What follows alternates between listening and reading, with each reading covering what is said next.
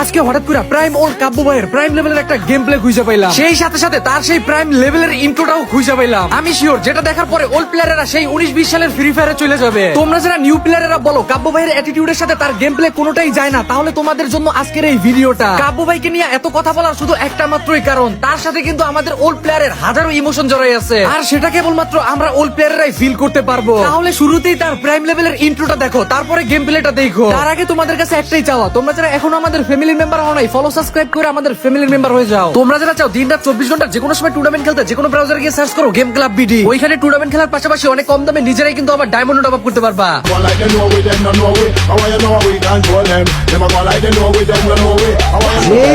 Jeez, brother. Damn, man. Good night.